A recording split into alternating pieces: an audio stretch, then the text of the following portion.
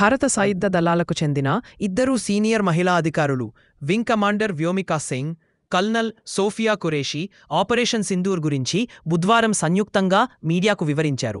అయితే ఈ సోఫియా ఖురేషీ, వ్యోమికా సింగ్ గురించి ఇప్పుడు కొన్ని ఆసక్తికర విషయాలు తెలుసుకుందాం. భారత సైన్యం కార్ప్స్ ఆఫ్ సిగ్నల్స్లో నియమించబడిన ఆఫీసర్ కల్నల్ సోఫియా ఖురేషీ బహుళజాతి సైనిక విన్యాసాలలో భారత సైనిక దళానికి నాయకత్వం వహించిన మొదటి మహిళా అధికారినిగా గుర్తింపు పొందారు.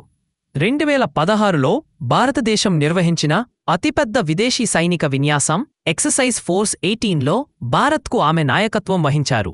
విశేషమేమిటంటే పాల్గొన్న 5 బృందాలలో ఆమె ఏకైక మహిళా కమాండర్.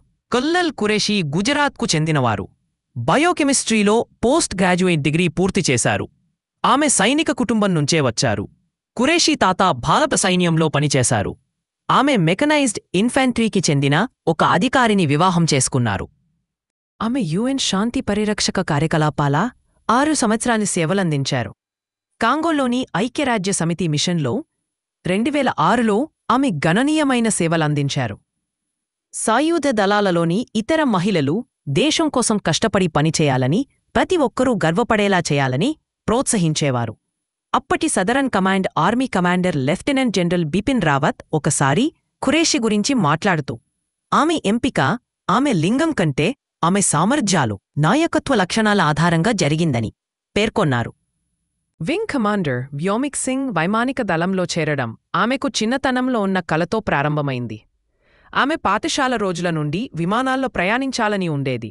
వ్యోమికా ఆమె పేరు, దానికి అర్థం ఆకాశంలో నివసించేది లేదా ఆకాశం కుమార్తె అని అర్థం.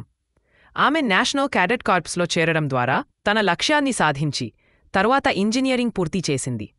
ఆమె కుటుంబంలో సాయుధ దళాలలో చేరిన మొదటి వ్యక్తి అయ్యారు. ఆమె ఇండియన్ నేవీలో హెలికాప్టర్ పైలట్గా నియమితులయ్యారు.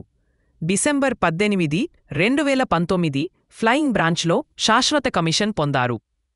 వింగ్ కమాండర్ సింగ్ 2500 గంటల కంటే ఎక్కువ గంటల విమాన ప్రయాణాన్ని నమోదు చేశారు. జమ్మూ కశ్మీర్, ఈశాన్య ప్రాంతాలతో సహా కొన్ని కఠినమైన భూభాగాలలో ఆమె చేతక్, చీతా వంటి హెలికాప్టర్లు నడిపింది. ఆమె బహుళ రెస్క్యూ మిషన్లో కీలక పాత్ర పోషించింది. ఆమె నాయకత్వం వహించిన ప్రధాన మిషన్లో ఒకటి నవంబర్ 2020లో అరుణాచల్ ప్రదేశ్లో జరిగింది.